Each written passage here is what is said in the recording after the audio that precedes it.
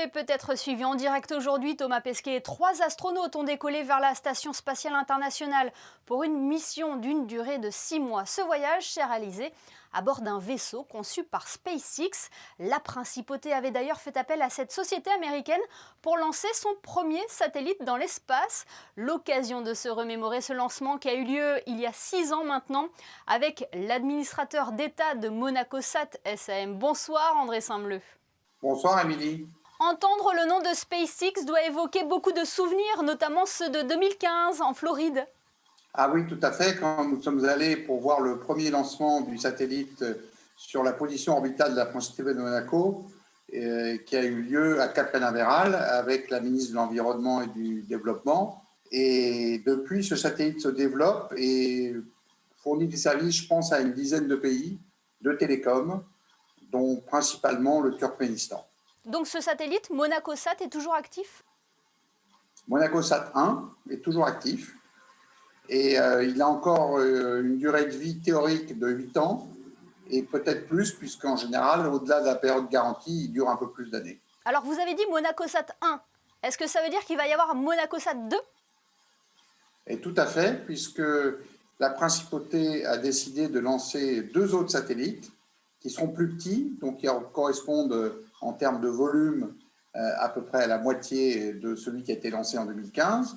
Et c'est des satellites de télécommunication toujours, qui ont plusieurs caractéristiques. D'abord, ils sont beaucoup plus performants, normal quelques années après, et aussi ils sont beaucoup plus propres, puisqu'ils ne contiennent plus de liquide de propulsion, mais uniquement des batteries avec des panneaux solaires qui permettent de les déplacer selon les nécessités. Et quand leur lancement est prévu? C'est en novembre, juin et octobre 2024. Et on a déjà signé par contre le contrat pour le lancement sur la fusée SpaceX 9. Et le lancement aura lieu aussi depuis la Floride, comme en 2015? Ça, on n'en est pas sûr parce que ça dépend du programme de SpaceX. On est garanti de la date, on est garanti d'éventuellement un compagnon au satellite, puisque c'est des petits satellites et qu'il y a un compagnon qui part avec eux. Mais ça peut être, ils ont une deuxième base au Texas et une troisième en Californie. La majorité des lancements se font en Floride, mais on n'est pas garanti de ça encore.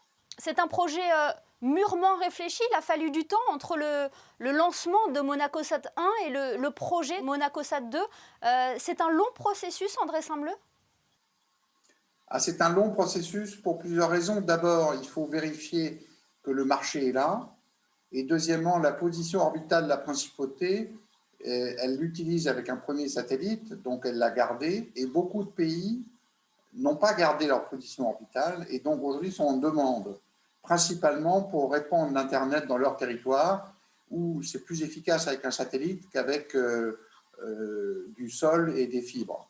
Oui, c'est important pour Monaco de se positionner sur ce secteur. Exactement, puisqu'il y a Monacosat qui va lancer les satellites, il y a aussi notre partenaire SSI qui travaille pour SpaceX dans le domaine du vol habité, et il y a aussi une autre petite société qui s'appelle OSM et qui fabrique des nanosatellites. Donc Monaco est très actif dans ce domaine et c'est très très bien, d'autant plus que plus on va, plus les satellites sont propres et par rapport à ce qu'était la journée hier de la journée de la Terre, on est tout à fait en phase. Merci infiniment André Saint-Bleu d'avoir été avec nous ce soir et de nous avoir offert la primeur d'annoncer le futur lancement de Monacosat 2. Merci beaucoup. Merci Émilie.